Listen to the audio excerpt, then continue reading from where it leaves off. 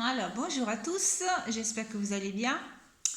Alors, aujourd'hui, on va continuer notre petite leçon sur Guillaume Apollinaire. Non, je vous ai déjà expliqué que Guillaume Apollinaire est le poète de la modernité. Donc, il écrit dans la première partie du siècle, donc juste avant la Première Guerre mondiale du XXe siècle. Et c'est un poète qui apporte des nouveautés dans la poésie, hein, puisqu'il est en quelque sorte influencé par les avant-gardes artistiques qui, dans cette période, naissent justement à Paris. D'accord ? Rappelez-vous qu'il fréquentait les futuristes, les cubistes, et donc que cette fréquentation et cette, l'étude aussi en tant que critique d'art de ces nouveaux courants artistiques vont influencer sa poésie. Et on a parlé d'une technique qui s'appelle les visions juxtaposées. Donc, un peu comme font les cubistes, ils décomposent la réalité en plusieurs facettes et la recomposent de façon assez surprenante, de façon assez inattendue. Alors, je vais essayer de vous expliquer de façon assez rapide un texte que je vous ai déjà donné. C'est le début du poème qui s'appelle Zone. Zone, c'est un poème qui fait partie du recueil Alcool, un recueil très important d'Apollinaire, et il a été composé par Apollinaire en 1912. D'accord ? Et Zone, c'est le poème qui est placé en tête du recueil Alcool.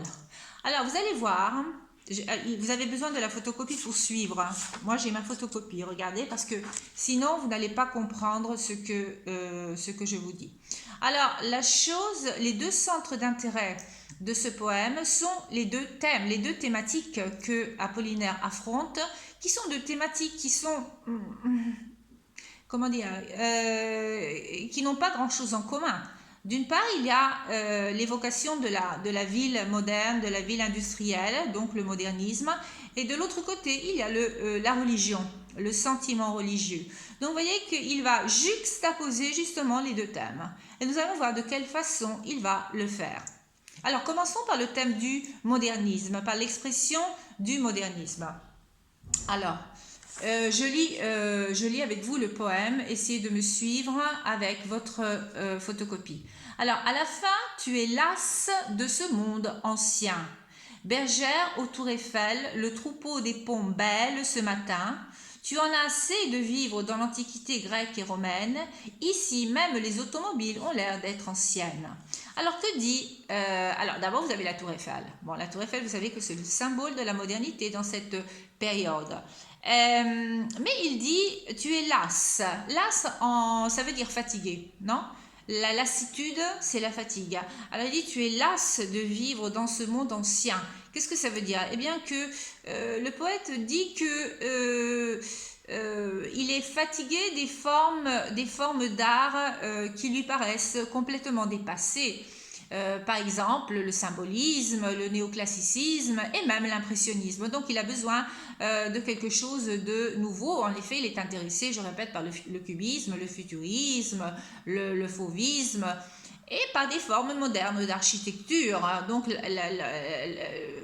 on peut dire que la Tour Eiffel, c'est une forme moderne d'architecture.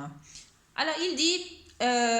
il y a une belle image, non ? La bergère, c'est la Tour Eiffel. La bergère, vous savez ce qu'est la bergère. La bergère, c'est... elle travaille. Quel est son travail ? Eh bien, c'est de garder les moutons. Hein ? Vous souvenez, la bergère qui garde ses moutons. Alors, là, la bergère, c'est la Tour Eiffel. Et les moutons de la Tour Eiffel, qui sont les moutons de la Tour Eiffel ? Il n'y a pas de moutons, les moutons, hein ?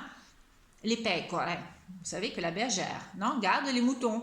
Alors, où sont les moutons ? Eh bien, les moutons, ce sont les ponts.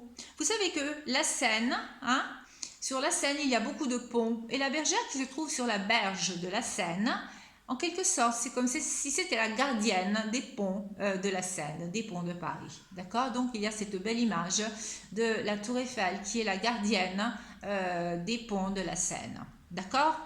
Bon. Alors, continuons avec la modernité.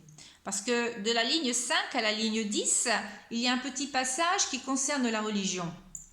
Après, il retourne à la modernité et il y a plusieurs vers qui sont consacrés à la modernité. Alors, par exemple, tu lis les prospectus, je suis à la ligne 11. Tu lis les prospectus, les catalogues, les affiches qui chantent tout haut. Voilà la poésie ce matin. Et pour la prose, il y a les journaux. Il y a les livraisons à 25 centimes pleines d'aventures policières, portraits des grands hommes et 1000 titres divers. J'ai vu ce matin une jolie rue dont j'ai oublié le nom, neuve et propre du soleil, elle était le clairon. Les directeurs, les ouvriers et les belles sténodactylographes du lundi matin au samedi soir, 4 fois par jour, y passent. Donc vous voyez, une ville industrielle qui est très animée, il y a des gens qui passent continuellement, donc la vie semble très frénétique. Il y a aussi des sons, hein, donc il n'y a pas de silence, au contraire, il y a beaucoup de sons dans cette ville industrielle, dans ces rues industrielles. Et le matin, par 3 fois la sirène, vous voyez le son de la sirène, une cloche rageuse, donc un autre son encore. Il y a les inscriptions, des enseignes, les plaques, les avis. J'aime la grâce de cette rue industrielle. Donc vous voyez cette poétisation de la ville, de la rue industrielle, donc de l'urbanisme et de la modernité. D'accord ? Situé à Paris, entre la rue Aumont-Thiéville et l'avenue des Ternes. Donc, vous voyez qu'il nous donne avec précision, il nous dit avec précision où se trouve cette ville de Paris qu'il nous décrit dans ce texte. Hein? Donc, il est très, très attiré par cette ville et il la trouve extrêmement poétique. D'accord ? Bon. Alors, nous allons continuer maintenant avec le thème de la religion, d'accord? Qui est juxtaposé, comme je vous ai dit, au thème de la modernité. Alors, voyons un petit peu. Retournons en arrière. Hein? La ligne 5. La religion seule est restée toute neuve, la religion est restée simple comme les hangars de port aviation. Seul en Europe, tu n'es pas antique au christianisme. L'Européen le plus moderne, c'est vous, Papa Pie X. Et toi, que les fenêtres observent, la honte te retient d'entrer dans une église et de t'y confesser ce matin. Alors, qu'est-ce que nous avons ici? Eh bien, ici, nous avons... il parle de christianisme. Il oppose le christianisme à l'Antiquité. Parce qu'il dit que l'Antiquité, c'est quelque chose dont on est fatigué, qui est complètement dépassé. Par contre, le christianisme, pour lui, c'est quelque chose de moderne. Pourquoi? Eh bien, parce que la religion reste moderne. La religion, elle passe au cours des siècles, mais elle reste toujours moderne, hein, puisque le sentiment religieux est un sentiment actuel, d'accord? Donc, il voit la religion comme quelque chose qui reste perpétuellement moderne, d'accord? Et puis il dit, toi que les fenêtres observent, la honte te retient d'entrer dans une église et de t'y confesser ce matin. Ce toi, c'est lui, c'est Apollinaire. Et qu'est-ce qu'il nous dit dans cette dans ces 2 lignes? Il nous dit qu'il a honte d'entrer à l'église et de se confesser. C'est parce que, justement, il nous fait comprendre que lui, il n'est pas croyant, hein, il n'a pas la foi. Donc, il est complètement athée, non? Puisqu'il a honte d'entrer dans une église et de s'y confesser. D'accord? Bon, alors, après ce petit passage, il y a donc la description de la rue industrielle. Et après, il retourne à la ligne 25, ou au vers 25, il retourne pratiquement à la religion. Et qu'est-ce qu'il dit? Il dit, voilà la jeune rue, et tu n'es encore qu'un petit enfant. Tu n'es encore qu'un petit enfant. Alors, de nouveau ce tu. Parce que vous avez remarqué probablement qu'il dit je et dit tu. Quand il dit je, c'est lui qui parle. Mais quand il dit tu, c'est toujours lui. Mais ce tu ici, c'est Apollinaire quand il est petit. Hein, c'est Apollinaire quand il est petit. Et il y a l'évocation d'un souvenir d'enfance. Hein, non, l'évocation d'un souvenir d'enfance. Il dit ta mère ne t'habille que de bleu et de blanc. Et il utilise le présent. Il ne dit pas quand j'étais petit, ma mère m'habillait de bleu et de blanc. Il dit ta mère ne t'habille que de bleu et de blanc. Donc il y a un effet de surprise. Hein, il n'y a pas de passé. Il utilise toujours le présent. Donc on est un petit peu, comment dire, surpris hein, par cet usage du présent. Et il explique, tu es très pieux et avec le plus ancien de tes camarades, René d'Alise, vous n'aimez rien tant que les pompes de l'église. Il est 9 heures, le gaz est baissé, tout bleu, vous sortez du dortoir en cachette, vous priez toute la nuit dans la chapelle du collège, etc. Donc, il évoque ce souvenir quand il était au collège avec son camarade et il était très pieux, hein, il était très religieux.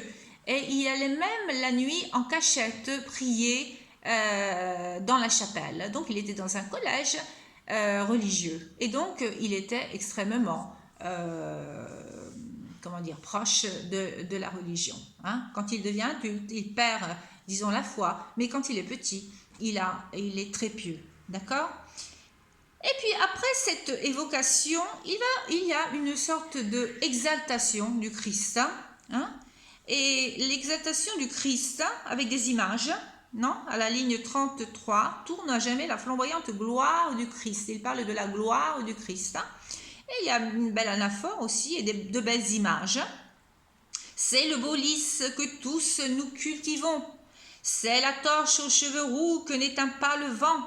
C'est le fils pâle et vermeil de la douloureuse mère. C'est l'arbre toujours touffu de toutes les prières, c'est la double potence de l'honneur et de l'éternité, c'est l'étoile à 6 branches, c'est Dieu qui meurt le vendredi et ressuscite le dimanche. Alors vous voyez qu'il utilise des images pour, en quelque sorte, glorifier le Christ. Et vous avez l'image, par exemple, du lys, donc le Dieu et le lys, Dieu est la torche. Dieu c'est le fils de Marie, Dieu c'est un arbre, Dieu c'est une potence, donc vous voyez la verticalité, c'est l'étoile à 6 branches, donc l'étoile de David. La dernière image est un petit peu surprenante puisque Dieu devient une sorte d'aviateur. Hein. Il dit c'est le Christ qui monte au ciel, donc qui ressuscite et qui monte au ciel, mieux que les aviateurs. Et puis il y a une petite note que je trouve qui est vraiment humoristique, qui est comique. Il détient le record du monde pour la hauteur. Donc Dieu devient en quelque sorte le recordman d'altitude. Donc là c'est vraiment amusant. Alors, ce texte, que devez-vous retenir? La conclusion. Eh bien que c'est un texte extrêmement original.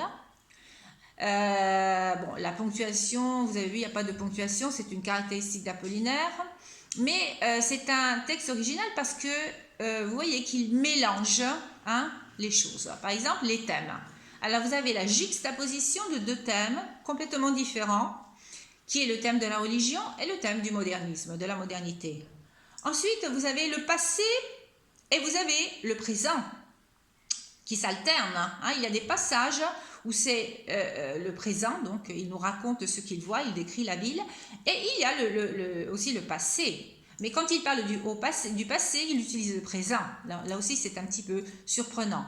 Ensuite, il y a, comment dire, le tu et le je. Il alterne le je et le tu, mais c'est toujours lui, Apollinaire.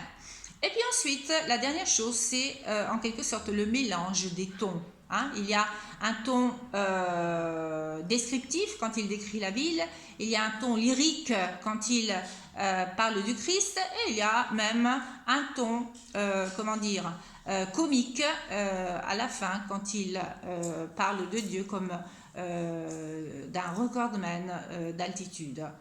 D'accord ?